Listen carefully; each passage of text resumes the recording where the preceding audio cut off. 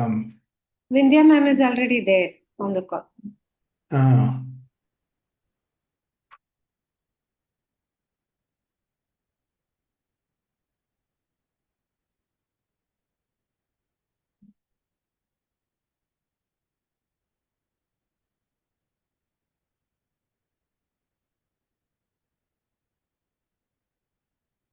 Namaste, Raghuram ji. Namaste.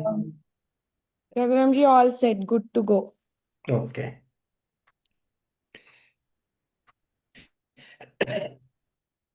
Om Sahana Bhavatu Sahanau Bhunaktu Sahaviryam Karavavahai Tejasvinavadhitamastu Ma Vidvishavahai. Om Shanti Shanti Shanti.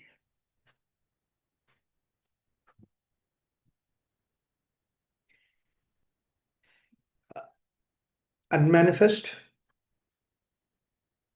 all-pervading Brahman, Chetana, and when that Chetana comes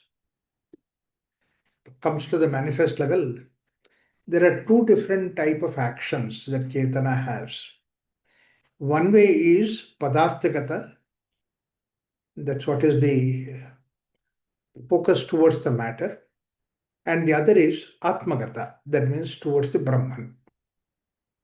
So whatever that is towards the matter, the beginning starting with that is the intellect further into mind, and then further into all the sensory organs, body, and then body will connect with the that means sensory organs, which is supposed to be our body, connects with the matter of the outside. So this is what is the flow that you see, that it is connection. And the other is Atmagata. Atmagata is something which is basically that you are, as a consciousness, you are there, Chetana. The moment that you have that experience, it only has an experience of divinity. And that's what is called as, one is called as the intellect and the other is bhavana. One is called as chintana and the other is bhavana. One is supposed to be the one which is in the matter, actually it further divides, so that it comes to the various divisions and continuously it keeps dividing all the time and making use of connections with that division that is done. That is what basically the Shastras also say, Tasmat Atmana Akasha Sambhutaha Akashad Vayu Vayoragni Agni Apya Prithvi Prithivyam Oshadayaha. When you look at this, that you see that how these elements, they are called as the elements, but actually they are called as the bhutas. Bhutas help us to see that how we interact with these bhutas. Interacting with the bhutas take place by the sensory organs. So therefore, that means to say that earth and earth aspect of it, we interact with that. And now what happens is that as it comes down to the level of Prithvi, Prithivya, Oshadaya, Oshadobhya Annam, by the time it comes to that, it becomes so much individualized, so much specifical that is there. So that means basically the differentiation is the way that the creation has taken place. And as I said, that whatever that principle that we think at the first level differentiation, the same idea continues further. The first level of differentiation, which I said in the Taittiriya Upanishad, it says that hunger and the food, it becomes two, and then interaction is something which is going to give rise to the state of Ananda, Brahman, bliss, etc. So food and hunger, they belong to each other. Annavan annado bhavati. The same principle, it is to see that as further division takes place, to see that how the division will become interactable like this. A very simple idea that we have is when apaha level, vayu level, when you see that outside there is air, but the moment you take within you, into you, it's like breath. What's the difference between the breath and vayu? There is no difference. The vayu itself becomes breath, but the breath is something which works within me. Breath works within you. That means individuation has taken place of the vayu. Similarly, a thought, this whole thought that is there, the thought intelligence that is there, and it becomes basically that you pick it up and then you deal with that, that becomes your intellect. So this is how basically that the division takes place. But the division is for the sake of that, once again, that there should be harmony. There is a mutual cooperation, coordination, for that it is there. The division has taken place. This is how the whole creation takes place in the world outside, manifest world. And the idea is that it has to interact. That's why that interaction or that connection with together is what is called as the karma. So that's why it is called as the karya, or it is called as the karya brahma. That means to say, Brahman manifested whole in the form of karya, and this karya Brahman itself is as infinite as the karana Brahman. That's where behind it, unmanifest. It's like the way that if you have to understand that, the blackboard is there and then white letters are there. Any number of times you can wipe it off and then rewrite. All that thing is possible. And this is what is happening even within us also. That means we have something which is unmanifest, but at the same time there is manifestation. There is various transaction takes place.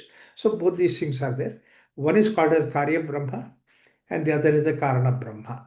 Both these things are there.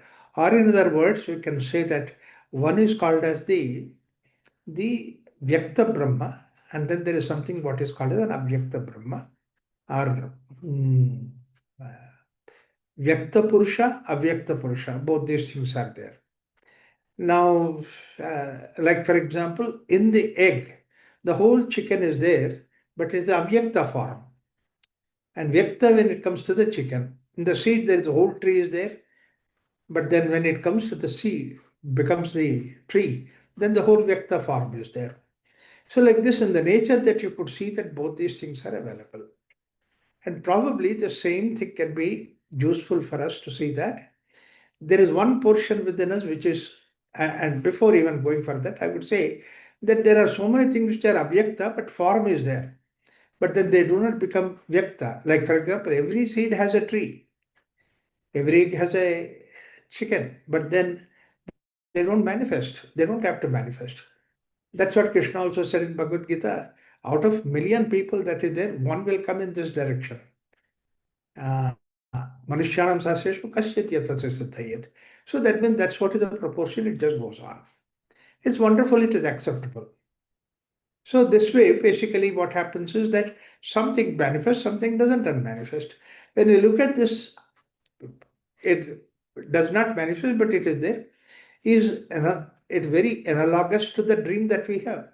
We dream, so many things are there in the dream, but then they never find manifestation at all. And that is what the idea that we could make use of in trying to understand Jagrata Sthiti and Swapna Sthiti and Sushupti Sthiti. These three things are, or in other words, we say Vaishvanaraha, Tejasaha, and then Prajna. These three states are there. Now, what happens is that in uh, dreams do not manifest, but dreams also give us another important idea that the dream is made out of basically the unmanifest form inside. You create the whole thing. You give a whole structure to it. For a dream person who sees that, Tejasa will see the dream. For him, the dream is a reality. In his own way, it is a reality. The same way that for us, this is also reality. When we look at that idea aspect of it, how many times we also have created something based on something what we have structured inside. Inside structure, it can manifest, it may not manifest, but it will manifest. Every activity has to have that. Like a simple thing is, I want to make a cup of tea. I have a picture of making the tea in me. The whole process is there within me. And I give a manifestation to that. That means to say, where it is there, it's in the mind stuff. So that this aspect of it, mind, intellect, and all those things put together, is the one which has got that unmanifest level, and then it comes to the manifestation level. Through the prana, then it comes to the manifestation level. This is how the whole creation has taken place. Both these things are there. But then there is another thing, very important aspect is that we said whatever is supposed to be Jagrata is not Swapna. Whatever Swapna is not Jagrata. They are absolutely independent, sealed kind of situation that is there. Whatever you have, the images that is there in the wakeful state, it is totally different from the dream state.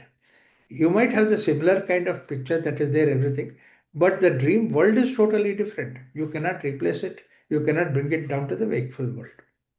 These two are completely, absolutely independent. And but then, in spite of the fact that we know that from the wakeful state, when we look at it, dream is a dream. We know that it's a dream.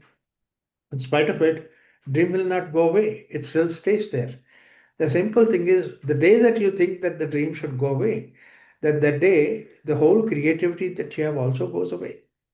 Because the creativity is basically started from the world of dream, world of Tajasa, the energy potential that is there, from there that your creation takes place.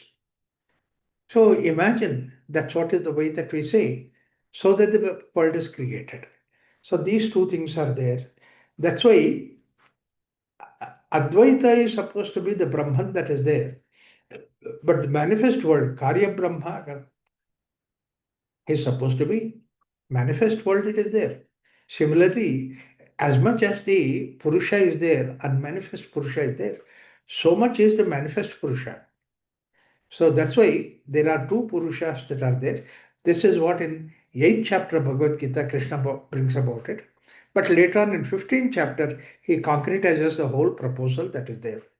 And in 8th chapter, he says that अभ्यास योग युक्तेन चेतसा नान्यगामिना परमं पुरुषं दिव्यं याति पार्थानु अनुचिंतयन्.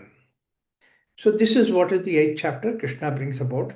The idea is that there is Kshara Purusha, Akshara Purusha. If these two things are two separate things, that means to say Karya Brahma, that means manifest world. I mean, technical term is Karya, otherwise manifest world. And then the Brahman, that is the consciousness, what we call it as consciousness, or Chetana. If they are two separate things, that means to say that ultimately there will be two. But then Advaita philosophy says that there is only one, and that is supposed to be the Chetana. And they continuously say that that is what is real, and the other thing is Maya. Whatever the definition they give Maya, it does not mean that it is wanting to reject the manifest movement or the Karya Brahman, it does not manifest. But if that is supposed to be eternal, Brahman is infinite, eternal, etc. This also should be infinite and eternal. And that's why we have this idea called as the very similar properties are there, both in terms of the manifest Brahman, the Turiya Sthiti, and also the um, the Sushupti Sthiti. Sushupti Sthiti also, that there is no uh, activity, there is nothing like that. The same in Turiya also it is like that. Sushupti Sthiti also, your senses are not functioning. Ekonumimshati Mukha is not there. In the Turiya, in the Sushupti Sthiti, Turiya Sthiti is also there like that. But only the difference is in Sushupti, everything is gone into a shell, hibernation. The whole thing is there to hibernation. And in the Turiya Sthiti, the fourth state, there is no hibernation. In the similarly, when it comes to the level of Aum, the sound makara or is almost like a nil. It's almost like silence, but then it leads into the silence, all these things. And that's how we have given the sages have given the name of Pranava as the way that it represents all the four states of our existence. The fourth state of existence, which is supposed to be Turiya, is the consciousness or Atmasthiti. That's what they said. That so therefore that Advaita is the reality in one sense that they are talking about, and the manifest prapancha is Maya. So a lot of times what happens is it's like a reject. Or if somebody is doing the practices at the manifest level, that means to say Dvaita level, they are supposed to be the second grade, and Advaita is the highest. That is what is the way that commonly people think about Advaita who established the Advaita. Now, I gave the last time also the idea. One is Advaita Siddhanta. Siddhanta way, yes, everything comes from the same Brahman. But other thing is the experience wise. Yes, there are moments where we see that the two merge into one and Anyatva not being there. That's why more than Advaita, in the manifest level, we say Anyatva not being there, Ananyata. Ananyata is like Advaita Sthiti, whereas it is in the experience level. So when it comes to the experience level, Dvaita experience is there. From there we come to Advaita. In fact, the word Advaita comes only because that there is Dvaita, or we discuss from the Dvaita level. Somebody who reaches completely, ultimately into Advaita Sthiti, that's what is Avadhuta level. He doesn't have any value or anything like that. He doesn't have any discussions also, because to discuss, there must be somebody else. Advaita itself said there is no somebody else. People like Sadashi Brahmendra and all those people, they don't, Shuka Brahma, there is nothing to discuss, that they were there in established blissful way. And they were totally identified with that state of consciousness, or what we call it as Chetana. They become Chetana themselves. But then what happens to common man is that he has the experience of Ananyata, which is similar to Advaita, but at the same time he is in the Dvaita Prapancha, Dvaita world. Both these things are existing.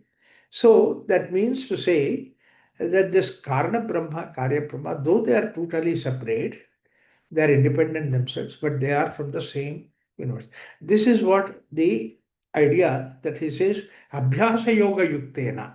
That means to say, yoga is trying to bring together, trying to see together, trying to find a harmony.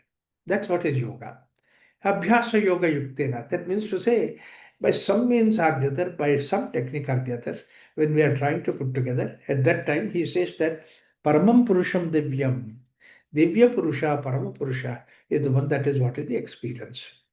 Now, when I said that, uh, the intellect itself is something which divides. The very fact that intellect is there, this is right, this is wrong, this is inferior, this is superior. The moment you approach anything in this world with the intellect, in the instrument called intellect, intellect only divides. Intellect separates. Intellect puts it in the hierarchy. Intellect selects. Whereas the moment that you have another component within us, that's what is bhavana. The very fact bhavana is something which unites together. That's why bhavana is something which takes you towards the Brahman. That's why I said that intellect and that is and all the sensory organs and all that, they are there to divide, separate one from the other. Whereas bhava is something which unites. And only one bhava that we have, and that's what is prema bhava. The very aspect of prema bhava is trying to unite, trying to bring them together so that it takes us towards that Brahmasthiti, Atmasthiti. There is only one consciousness or the Chetana that is there. It takes us towards Chetana. The moment that, but unfortunately, what happened is so much of intellectualization has taken place, and intellect feels so much of superior. Everything, whatever that you do, intellect immediately jumps into activity. Intellect says that I will explain to you. I will know what it is. Finish the moment intellect comes, like the moment that you see a rose flower and say that how beautiful rose is there, immediately intellect says that I can dissect that and find out what are the components of rose and present in front of you. And then it puts it into all the test tubes, what are all the chemicals that are there. You don't find a test tube which is called as the Chetana of the rose flower that is there. The moment intellect interferes, it does not belong to the realm of Chetana. It comes out of the realm of Chetana. This is what Prashnopanishad also says, that whatever the intellect and then later on development is all what is called as Rai, and then that is what is Chandrama, and then Prana eva Adityavai Pranaha. The higher thing that is there is supposed to be Prana. So therefore, these two things are there, Prana and Rai. So that's what, and in fact, that's what you see that In the world that you see the world, you see the matter in different objects. Objects have boundaries, therefore, actually, you are not seeing the object, you are seeing the boundary of the object. So that means boundarying is the way that you interact with the world outside. And this is what is reality. However much a person might completely say that he is Advaita, but still when he comes to the transaction level, he has to deal with this Dvaita. You might call it as Maya, you might call it as anything, but this is something which you need to deal with. But the way that we deal with this in the world outside is to see that how it can also take us towards that the Brahman or Chetana. That's what is the idea. And that which can take us to Chetana is what is supposed to be the bhavana aspect of it. And that is why this aspect of bhavana is something which is very important for Brahmic sthiti or experience of Brahman. And the whole lot of the practice of Bhakti Yoga is based on this bhavana.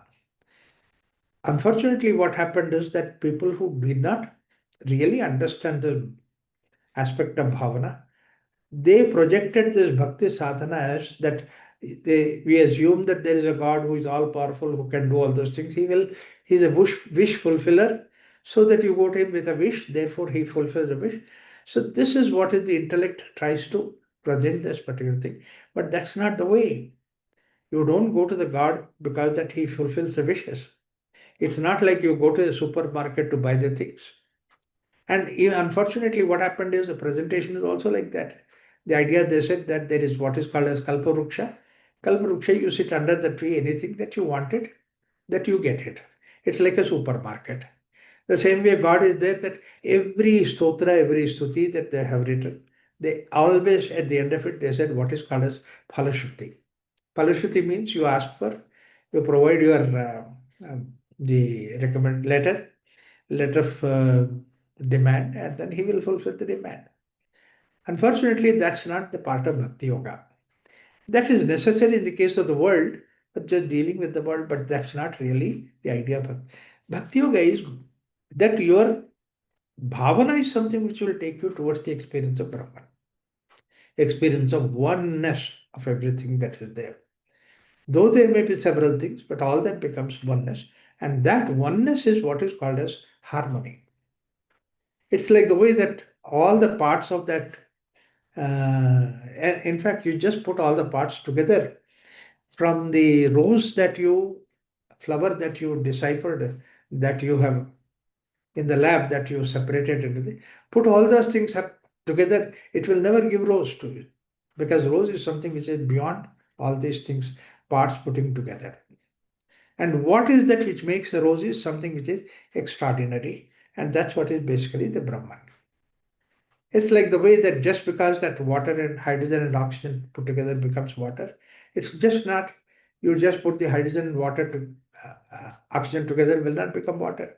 It has something like a particular ambience, particular situation, which makes it as a water. So therefore, the same way that putting these things together does not become the rose. Rose is and the beauty of the rose is something which is different altogether.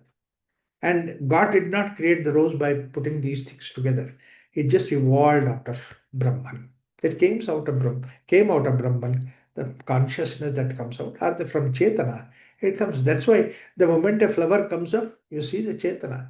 The moment that a leaf comes up, you see the Chetana. It comes from that root. So this way that both these things together becomes what it is. And it is very understandable also that you see that white letters you write on the blackboard. Because blackboard is there, you see the white letters. Both these things are there, the nature of these two things. But now what happens is that what's the real Advaita Sthiti is this. In the 15th chapter, Krishna brings about in Bhagavad Gita. That's very useful to understand that. He says that in the 15th chapter,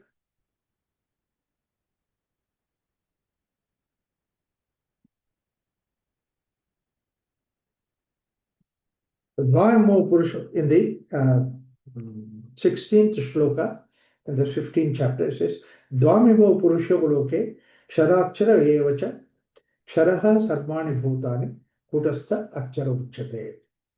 So these are the two things, Kshara Prakriti and Akshara Prakriti he brings about. Or Kshara Purusha, Akshara Purusha he brings about. There's one thing, Dvami Mo Purusho Loke. That means there are two kinds of Purushas. There are two kinds of Purushas that he says. One is called as a Loke, that means whatever that you perceive in that, you are perceiving that there are two aspects of it. One is called as Kshara and the other is Akshara. Both these things are there. You see that. Dvami Mo Purusho Loke, Kshara, Akshara Evacha, Ksharaha Sarvani Bhutani, Kutastha Akshara Uchyate. It is like the way that when you look at the moon, you see the moon. But actually, while seeing the moon, there are two things which are happening. One is called as the material called as moon, and the other is the Chetana, which is shining on the moon. So whatever that is their perception is Kshara Purusha and the Kutastha Akshara Uchyate. What is there behind it? What is that hidden behind it is Akshara. Why he calls it as Kutastha Akshara Uchyate, Akshara Brahma. And that Kutastha, he says that like the moon that you see, the shining moon. And you know very well, today's science also says, moon shines because of the sunlight. But then in the sky, absolutely the darkness that is there, only the moon is shining. And nowhere you can see the sun in any length of your horizon. And you only see the shining moon completely covered, completely surrounded by the dark sky. But then you know that very well, science says that from the sun, light is coming and shining on the moon. So that means to say, whatever that you see is the dark sky, actually it is not really dark sky. There is sunlight which is going through the dark sky, but you are not able to see. So kutasthaha, that means to say it is hidden behind it. It is not visible for us. And it's not, why it is not visible? Because we are trying to see the light. You are trying to see with your senses. And the senses are the wrong instruments to see that. Any enhancement of senses are also wrong instruments because it's nothing but empowering the senses itself. You are not transcending the senses. So therefore, that sunlight is there, but you are not able to see. Only thing is when it manifests on the moon, it shines on the moon that you see that. So therefore, he says that one is called as Ksharaha and whatever that is manifested outside, and that he calls it as Ksharaha Sarvani Bhutani. Whatever that is supposed to be the Bhuta that is there, manifest, it's all Kshara. Whatever you think of it, it is Kshara. And Kutastha Akshara Uchyate. So whatever that's there behind it, because of which that all these things are possible. Like for example, my eyes are there, but eyes, and we see through the eyes. But eyes do not see that. There's prana behind the eyes, therefore that you see. The moment that you take out the eyes separately, then they don't see it because eyes are not seeing. Prana is seeing. Similarly, talking. I'm talking because that there is prana behind it. So Kutastha is whatever that is the Akshara Uchyate. So the 15th chapter of Bhagavad Gita very clearly says that there is definitely behind all these things, there is what is called as Chetana. Kutastha Akshara Uchyate. And that is Akshara is the Akshara Brahma. And that's what one is called Akshara Brahma and the other is Akshara Brahma. The simple idea is that this Akshara Brahma comes from the Akshara Brahma itself, or these two are there. But only thing is that very clearly that demarcated that one is called Akshara and the other is Akshara. So one cannot be the other. It's like one is the blackboard and the other is the white chalk. Both these things are there in this case. Now, technically speaking, that one cannot give rise to the other. But what happens is that we should have something which is from which everything is coming out, and that's what you are, because you are yourself going to the sleep state, into the uh, dreamless sleep state. That means you have become absolutely totally silent and manifest. But at the same time, you come to the manifest level, and that's what the wakeful and dream states. So you are there behind these two things. So therefore, that you are somebody, Mandukya Upanishad says, you are somebody who has become Vaishvanara. You have also become Tajusa and you have also become Prajna. But you are somebody behind it. And that's what we have seen. The fourth say, that's what is Turiya. So you are that Turiya intellectually, that is right. And that's what in Bhagavad Gita Krishna says, that there is one thing called as Kshara Purusha and the other is Akshara Purusha. And these two are not, the origin is not separate. So therefore, both these things come from Purushottama. That means Uttama Purusha. That's what in the 8th chapter of Bhagavad Gita Krishna says, that if you are really consciously looking at that, and that is what he says, that Abhyasa Yoga Yuktena Chetasa na Anya Gaminaha. There is nothing else but the Chetana and Paramam Purusham Divyam Yati Partha Anu. And that is what Krishna says again and again in the 18th chapter, in the 16th, 15th chapter also. He says that Yasmat. This he calls it as Guhyatamam Shastram Mayanaka Etad Buddha Buddhima Krutsakrutsanna Bharataha. Now he says that you are that Purushottama, I am that Purushottama. So therefore, basically, that can you reach that Purushottama state? That is the reason why I said that when Advaita, when all these things are, then Dvaita Prapancha says that how to integrate that with that is Dvaita is born out of Advaita itself, or Advaita is born out of Dvaita itself. That's why last time I gave that example of whether the egg is first or the hen chicken is first. There is nothing like you separated them out. You are looking them separate, but the egg and chicken are one and the same thing. Only thing is at different level that they are in different states, but otherwise they are the same. The same way with that Brahman unmanifest and Brahman manifest, they are not two separate. One from that, the second thing comes. In fact, today we are thinking about unmanifest Brahman. It's because that we are in the manifest Brahman. Therefore, we could think of it.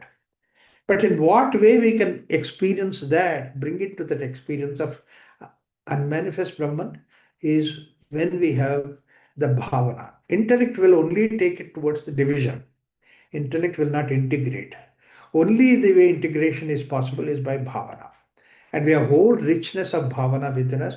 Every child is born with that bhavana.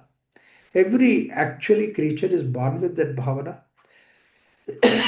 Harmonizing, integrating is the way that it deals with. So therefore that if you try to intellectualize this particular argument, then intellect will not help us. So you have to transcend the intellect. Or you try to exercise that intellect in such a way, intellect helps you to transcend to a level where it is bhavana. Intellect can explain to you, intellect can take you towards that bhavana called as prema, bhavana called as karuna, bhavana called as oneness. So this oneness is experience of bhavana that is there. We reach that. Therefore, essentially what he says is that you can go to Purushottama where there is duality not possible, not available. Now, this has a very, very big impact in our life. That's why Krishna says that good and bad, right and wrong, these are all dualities. And intellect only create dualities. Intellect can only give the boundary. This is right, this is wrong, this is okay, this is not okay. The moment you put the intellect, then he says that Advaita is the reality, Dvaita is not the reality. It tries to immediately separate it out from the Advaita. As a result of it, what happens is that Advaita gets the second position, or Advaita is a position where you do it because even you don't want to do it, but in spite of it, you can't help it. Therefore, you have to have food. Therefore, you would like to have hunger is there. That food you give it, and you call it as Maya, you call it as Mithya. You all kinds of names to it. But the persons who say this Maya Mithya, they also require everything in this world for their comfort, for their living and the progress that is there going on in this world. The world is making a progress. You see how much science is developed, this is developed. So the moment that you bring about the idea of that rejecting this, then where is the question of trying to progress in this particular area? But look at the amount of progress we have done it. So therefore, essentially, that both these things have to be accepted. Only we can accept both these things when you take to the position of Purushottama. And in sadhana, that's what is very important. Let me give you the whole idea that in sadhana, when you sit for meditation, when you are going towards the silence, that silence that you think of in the meditation is something which is opposite to noise.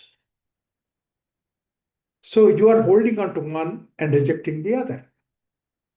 And the more and more that you become sensitized in this particular area, then a small little sound happens, immediately you get agitated, you get disturbed.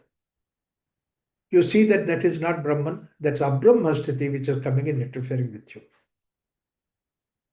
There's a small little story of Zen master that somebody goes to Zen master and then let's go for a walk. And then the friend, that person who came is a student and he also brought his friend. So all three of us, three of them, they're going for a walk. While walking quietly, peacefully, enjoying the nature and all those things, at that time, the student who was following this Zen master was quietly following because he knows what it is. But the friend who came along with that Zen master, he said that, wow, what a wonderful, beautiful morning. And then no response from anybody, and they're quietly walking. That fellow a little more itched, agitated. So therefore he says that it's lovely to go for a walk in the morning. He said the second. When they returned, Zen master said to his student, your friend talks too much. That means even that itself is talking too much. The silence, when you are wedded to that silence, you give importance to silence, then you reject this noise. That means you are selecting one and rejecting the other. So you are taking the side of one and not rejecting the other. And this is often happens with us. People sit for silence, meditation. If some sound occurs, that you get agitated about that. In fact, many times it looks like that as if you are waiting for the sound to occur to be agitated. See, that means if there is no agitation, that you don't recognize that you are there. You have to be there. You have to be there basically that your reaction should be there. Otherwise, where is the question of you are not being there? That's what is the point of ego. We bring about myness, separateness. Mother says to the child, whatever you do, wherever you go, it's okay. It doesn't matter to me. But wherever you go, tell me and go. Then why, if it doesn't matter, why do you have to tell and go? Because you have to be established yourself. So that means to say somewhere deep inside, we are so wedded to that independent individuality that is there. And that's what is our problem. The whole problem is that we have individuality. Either we don't want to go to the silence or we don't want to go to the noise. But one thing or the other, one way or the other, we are sure that we are wedded to one, the other we reject it. This is what happens with most of the sadhakas, most of the sadhana people who are doing it. They divided the world and the spirituality separate. They divided the activity and non-activity separate. Both these things are two different compartments. But they don't realize this idea. Activity comes because of non-activity. Non-activity is there because the activity is there. Satya comes, asatya comes because that there is satya is always available. And satya is become important because of the asatya that is there. So both these things are necessary. Both these things are together. Come from the same origin. And that's what is Purushottama. And but the most important thing which Mandukya Upanishad says is that you are that Purushottama. You are neither the Purusha, Kshara Purusha, nor the Akshara Purusha, but you are Purushottama. You are beyond these two things. And both these things are within you. So therefore, what happens is that I have nothing to reject, I can accept it.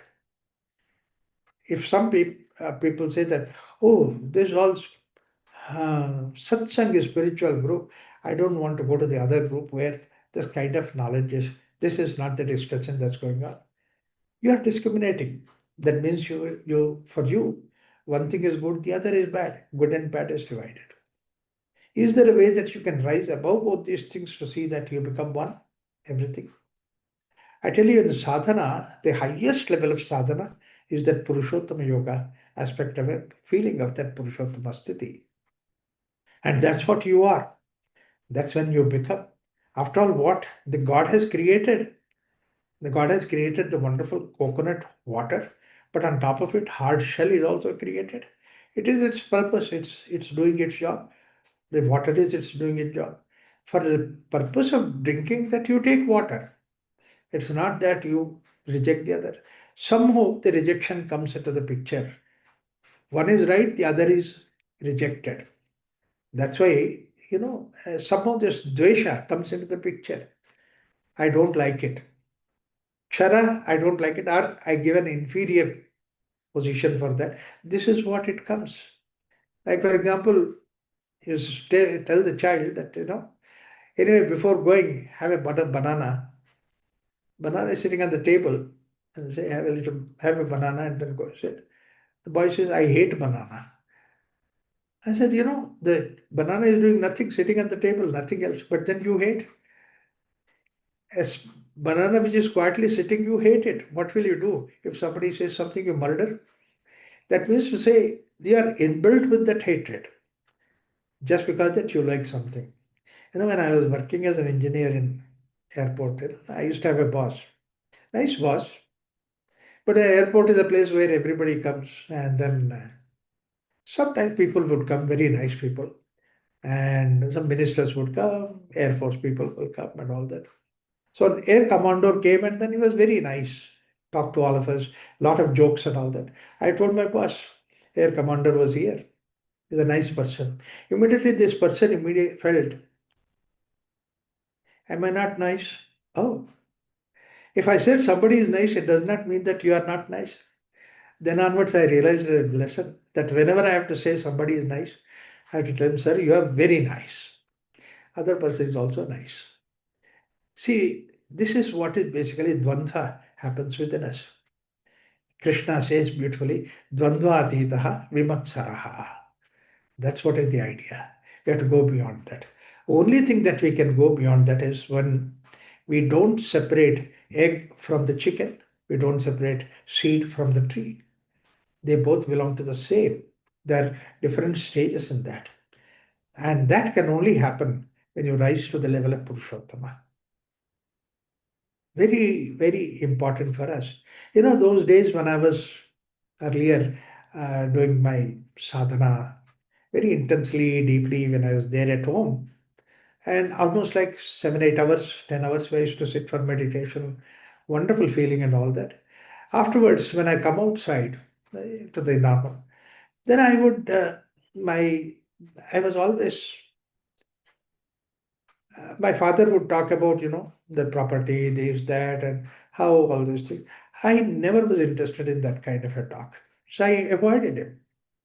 I stopped going to him. In fact, my mother asked one day, said, why, see, you are very nice, you are very good, and all those things you do, but then why do you avoid dad? He says, okay, whenever I meet him, he only talks about worldly things, not the matter, not the spiritual things. He doesn't talk about Rama, Krishna, etc., about all those things. And she could not have any answer for me. She could not change my father because at his age, he was worried about all those things. So naturally, it was going on. One day, sitting in my room, it was in the upstairs of my house, and deeply in meditation for about 5, 6 hours and all that, suddenly it struck to me on my head that after all this spirituality, if I don't accept my father as it is, as the way that he is, with his ideas, with his worries, in what way I have grown up, and I want him to understand me, come to my level. You see, how unfortunate it is that he never has gone through all the sadhana, whatever it is, that I want him to change, and I'm not ready to change.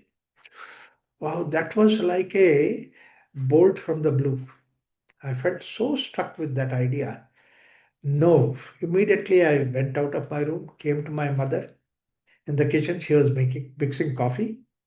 I told my mother, give me the coffee.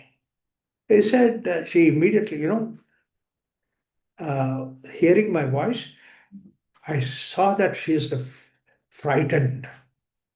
My God. And then she said, I'm mixing coffee for dad and I'll mix for you. But then she immediately corrected her, saying that, no, no, this coffee, you take it, I'll give it to dad later. First time I saw that, how much my mother is afraid of me. If I'm spiritual, if I've grown in spirituality, my mother also feels afraid of me. What kind of spirituality is it? I realized that. Immediately, I said to my mother, no, give me that coffee. I'll give it to dad.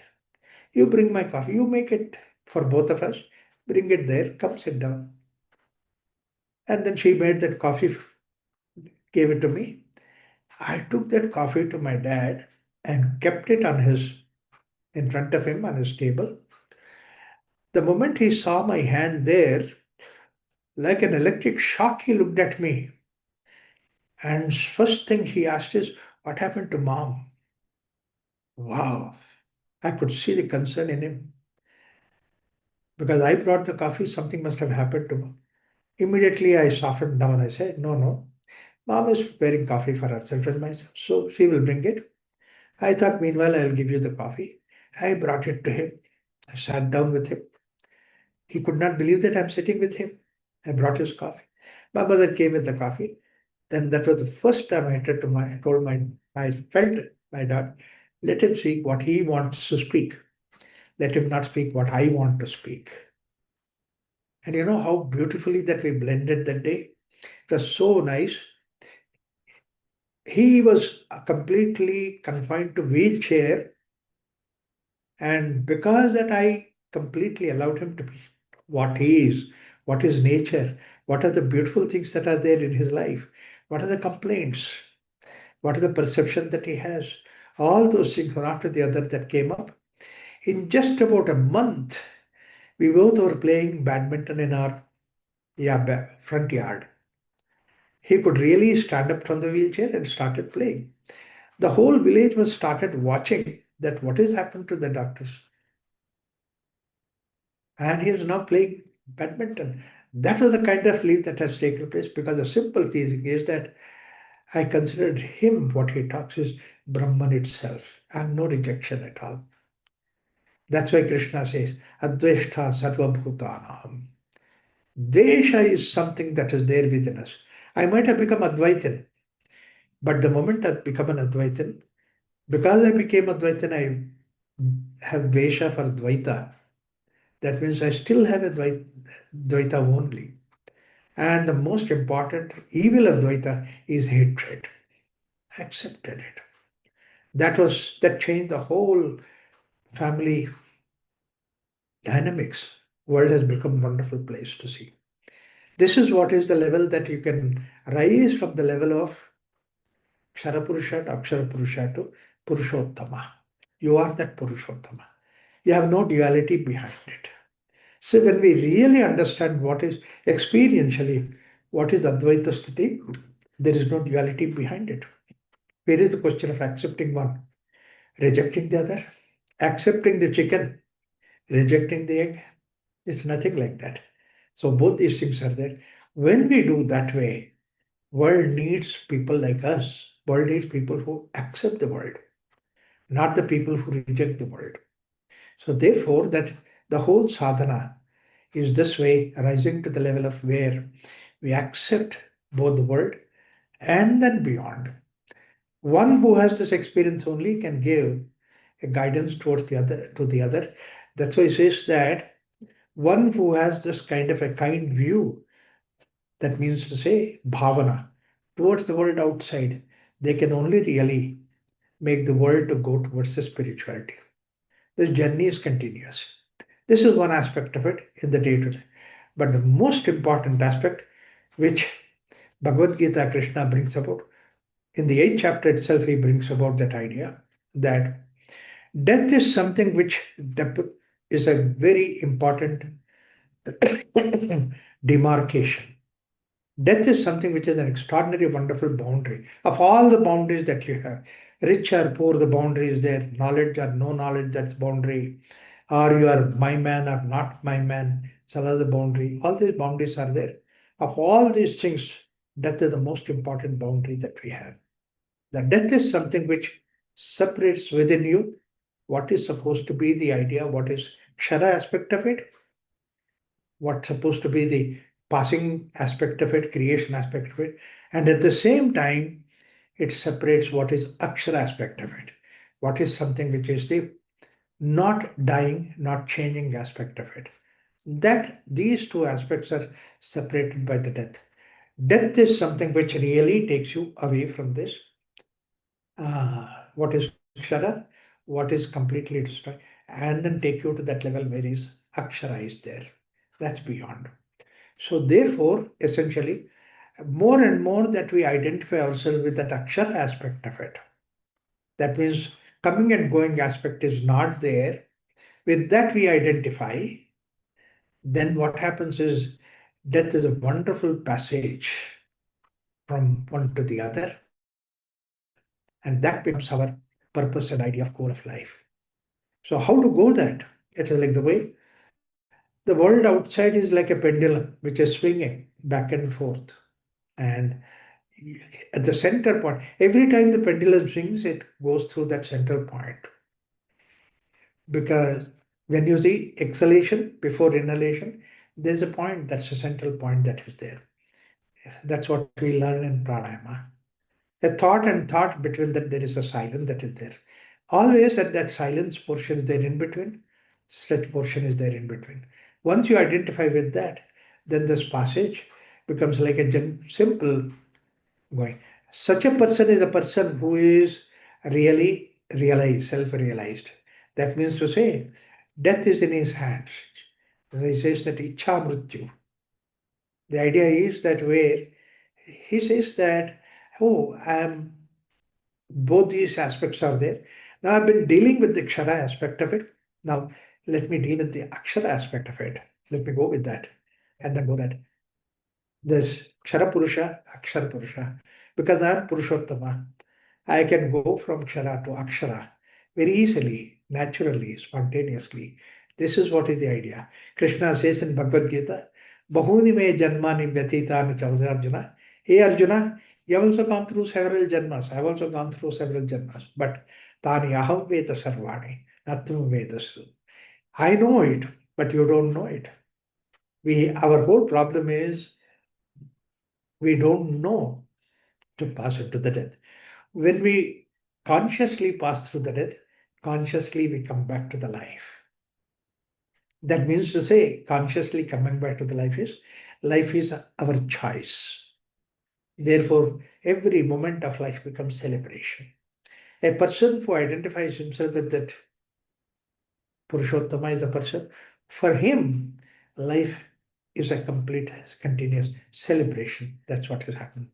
And that's what he says in the next sutra that is there. I skip a few sutras and then I'll come to the sutra where he says, Laye sambodhaye chittam vikshiptam shamayet punaha sakashayam vijaniyat samapraptam nachalayet. There's a very important sutra in Gaudapada Karika, and that is used in the Avartana Dhyana in Vyasa. A very simple translation, Avartan Dhyana says that whenever Laya is there, Vikshepa and Sambodha and Vikshepa, then Shama, these are the two things. And that is equated to a very crude translation, very simple translation is saying that stimulation, relaxation that they give. Actually, it's all right as far as the uh, somebody learning alphabets, you give a ruled book that is there. It is like that translation. But the true translation, true idea is that Sambodha is basically it is your awareness, your being. And what is Chetana? Sambodha is actually Chetana. Whenever there is Laya, Laya means you are moving away from Chetana. You are moving away from your consciousness. Or your Chetana. Much better word is Chetana. You are moving away from consciousness. It need not be only when you go to sleep, or in other words, whenever you are moved away from the consciousness, you are asleep. You may be doing all the activities, but activities without any chetana, it is there. It's like mechanical you are doing. It's like the way that you are sleeping. Like car you are driving, and then you just do not know how you are operating various things, how the car is moving, where it is going. Just have no idea about it. That means actually it's like a mechanical thing. It's a kshara. So therefore that you are away from this, and that's what is called as jada. And that jada he calls as laya. Laya and jada is the indication of that it's mechanical, it's matter. The moment that it is matter, then you bring in this idea of sambodha. Sambodha is bring about a chetana within that. Any activity you do with the chetana, try to bring it towards the chetana. But then chetana means often be translated to be activity. It's the energy that is there, it's the force that is there behind because of the activity, but then it becomes activity itself. Laye sambhodaya chittam. Now that activity manifests in the form vikshiptata. Vikshiptata is essentially that mind going into different directions. It is not going in the direction that you would like to do it. That's the idea of sadhana. That's the idea of meditation. Dharana is holding on to one particular thing. Dharana means holding on to one particular thing, and that dharana can only take you to samadhi. Dharana, when you withdraw, can only take you to samadhi. That's what Patanjali has given us. And that's why he says, Vikshiptam shamayet punaha. Shama is something where you are integrating everything that is there without any grahona. In fact, there's another sutra which says, grahona tatra nutsargaha. There is no graha, no utsargaha. That means I want it, desire it, or I reject it. Both these things are not there. That's what is the state of shama. Shama is another very beautiful word. When you approach from the consciousness, it is called as from the chetana, it is called as sambodha. When you approach from the level of matter, it becomes shama. See, these two are the different approaches from different directions of the same truth. But then you are bringing it to the same level. That's why laye sambodhaya chittam vikshiptam shamayet. But while doing this process, vikshiptam shamayet, these two things continuously doing, somehow, somewhere, what happens is that there are some residue that is left within you, vasanas that is left within you, samskara that is left within you, and that's supposed to be kashaya. Kashaya is that it leaves some residue with you. Yes, in fact, the residue is very important in the beginning. Like, for example, the memory that we have is nothing but this residue. I meet with somebody, and the memory of that name or that person is there in my mind. It's a residue. Residue is something which is very important, kashaya, and because of which I translate. Some people are good in memory of the name, some people are good in memory of the picture. All these things are there. That's how mind functions. This is the very necessary evil in the society. Recognize that this only for the sake of functioning that you require this kashaya. Sakashayam vijaniyat, vijana is that know about that its utility, its purpose. Samapraptam nachalayet. So leave that aside when it is necessary, but then don't keep it with you. But then samapraptam, when you reach the samatva, nachalayet, don't disturb that state. This is what Gaudapada gives us the beautiful idea. Laye sambodhaya chittam vikshiptam shamayet punaha sakashayam vijaniyat samapraptam nachalayet. The most important aspect is the samapraptam, the quiet state that you reach, equanimous state that we reach. People reach that samapraptam again when they have to go to the work, some noise, immediately they hate that noise. Where is the question of samapraptam? If you hate that, whereas, right, fine, it's also there, this also there. You know, when Swamiji from Himalayas, he came to Prashanti long time ago when Prashanti was just only Vasishta building. And we used to come from Bangalore and open the door and stay here for retreat. And Swamiji came. And those days, once you cross the IIM, it's all forest. There is nothing. And then in the forest, that when we go and deep and then go to Prashanti, it was such a beautiful. There was no electricity, no nothing. So you're sitting and enjoying for 10 days. We enjoyed our stay in Prashanti. After that, we said that, Swamiji, you have to go back to Bangalore. Because once you go to Bangalore, 2 3 days, 2 days Bangalore, so that we can do some purchase and all that. Next day can go by train. He said, no, I'm going by train day after tomorrow. I said, but then we need 1 day, 2 days to see that you do. No, I don't need any purchases. I don't want to go to city. And he said, city was so nice, this, that. I mean, those days, if somebody could say Bangalore city is nice, I don't know today what people would say that. He said, no. And then I said, no, but Swamiji, we have to go. We have planned to go. And we used to go by bus those days. We didn't have any vehicles. He was almost like crying. I said, no, I don't want to go. I'll stay here. You go whatever purchase you want to do it. I will come. Day after tomorrow, I will come by bus. But then we have to take him. You know how beautiful it is? He was almost like crying. But when we went to this bus stop in Jigani and got into the bus, he's enjoying everything in the bus. And then I think somebody else was there with us, said, Swamiji, you said you didn't want to go, but now you are enjoying it. Swamiji said so beautifully. He said, there, I like that. Here, I like here. It's wonderful. City is wonderful. See, that means to say, Sakashayam Vijanayat Samapraptam Nachalayet. Just because the change happens on outside doesn't have to change within you. Change doesn't have to happen within you. Liyate sushptau tatu nigruhitam naliyate tadeva nirvayam brahma jnana lokam samam tata. This is what is the next sutra he brings about. A beautiful sutra says, sushuptau tatu liyate. It means when you go to deep sleep state also, that mind has become quiet, silent. You are not interacting. But then you did not reach the samatva sthiti. It's peaceful state, fine. It's a relaxed state, fine, but it's not samatva sthiti. Sushuptau tato nigruhitam naliyate. That nigrihita sthiti has not yet happened.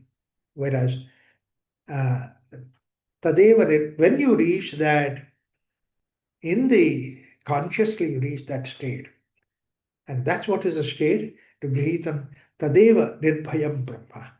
What I said earlier, that a person who reaches that state is the state of Brahman. But what is the kind of Brahman he is? Nirbhayam Brahman. That means even he has no animosity, he has no dvesha, nothing like rejection in anything. And that people also pursue. That's what is the idea of Krishna was at that stage. He was happily playing in the Gokul and all that. But the cows were with him, the peacocks were with him, and everybody was there with him. And that is what he is. So Tadeva Nirbhayam Karma, Jnana Lokam Samam Tataha. That's what is this idea of you are supposed to be the Jnana yourself. Now, normally what happens is Jnana, the idea of Jnana that we have is what the Jnana of the world outside, material world outside. Whereas you become Jnana yourself. Idea is that the Jnana is there within us and you become identified with that. Is it not so? Like, for example, when you come to some conclusion, result in the world outside, it is because this, so that, so, therefore it is like what? You immediately say, yes, I understand that, I like it. That means to say that state is there within you. So that is what is your claim. Actually, any knowledge that you get from outside is nothing but it matches with the knowledge that's there within you. Jnana lokam samam tatha. That's what you become. So this is what is the way that Advaita Prakarana ends into the state of where everything is included, which is the Kshara Purusha, Akshara Purusha, manifest world, and manifest Brahman. Both these things are together. That's what is the real true sense Advaita Sthiti. So let's go to the fourth chapter. A few categorization that is there in the fourth chapter. We'll come to that next week when we come to satsang. We'll stop it here. Om Shanti Shanti Shanti.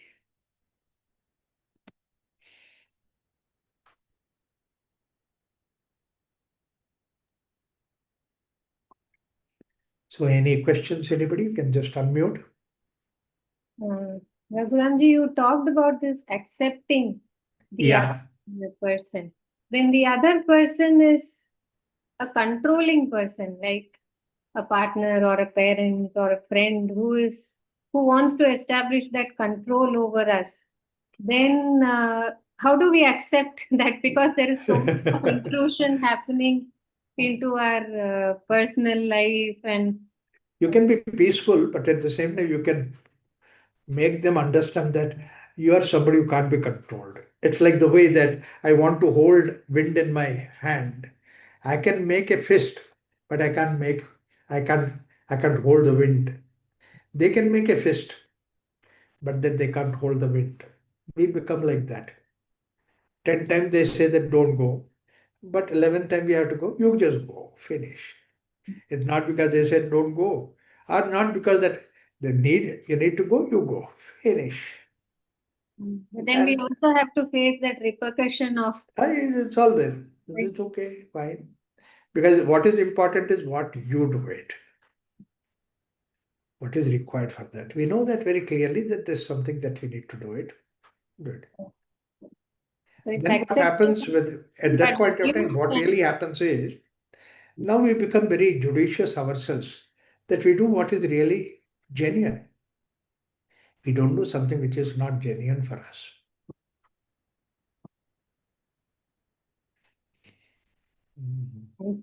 Yes, sorry, you are telling something.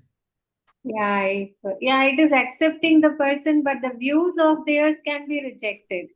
Yeah, nothing. It's their views. It's not Cannot your accept views. everything the other person says. Oh, no, you don't accept anything. Yes, you are in a mode of acceptance, but it does not mean that whatever he says or something. It's your view, and I have my view. That's a simple thing. Oh. Each one of us, we are so independent ourselves. In fact, I tell you, the way that you look at the world, others do not look at the world the same way.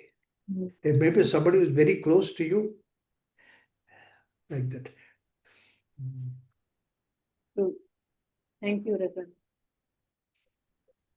That's why Krishna puts that's the reason why we have such a beautiful word. Every day we say that, Ma Vidvishavahe. Beautiful word that is. Let there not be any dvesha. Raghuramji, Yeah. there are two things about the dream state which you had said.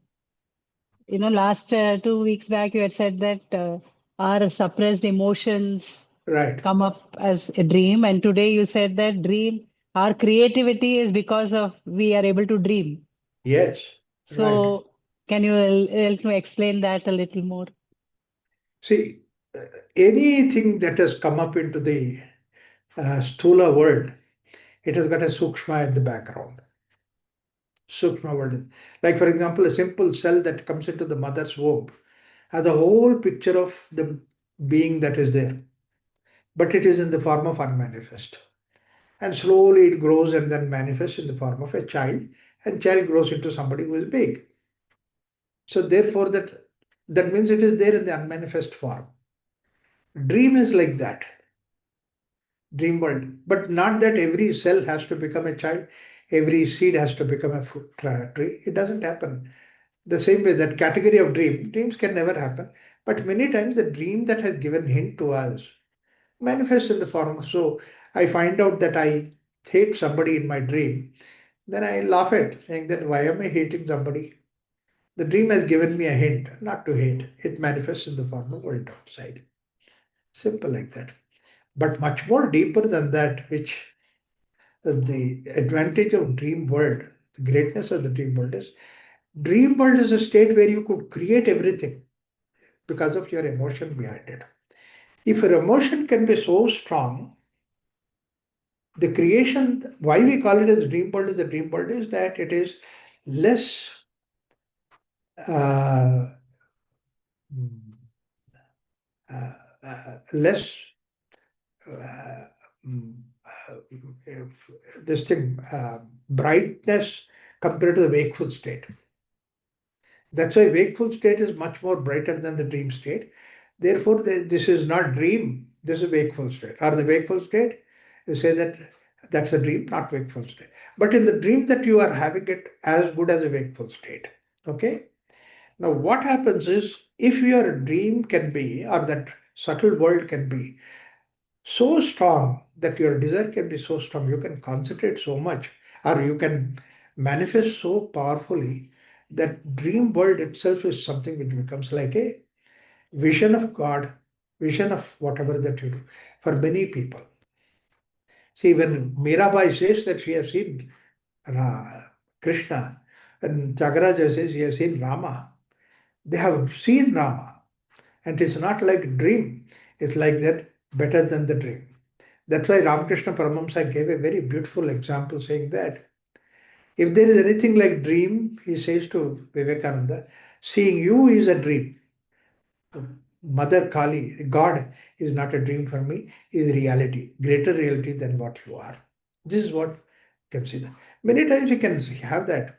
In fact, our own experience can show when an actor is acting something, the action can be so powerful, create such a bhavana within us that you feel actually that it's a reality. And later on you find out, oh, I'm only seeing a drama or action, but not reality. But then it has taken that position of reality. So dream world is the world which has created all these visions to the people, visions to the bhaktas that are there. It's a powerful world.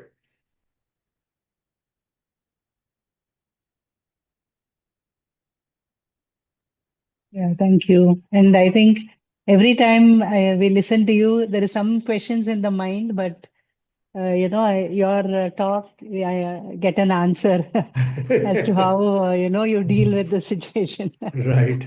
I think, like you said about this acceptance, right? Yeah. Though we are in the spiritual path, so it is not that we are accepting ourselves and then growing in the path, but at the same time it's important that we also accept others the way they Yes. are, Yes, because that's they are there. also not in the path that Right. we are in. So you said, yeah, thank you. Wonderful.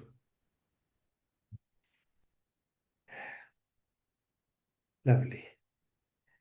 So let's close the session. Om Shanti Shanti Shanti.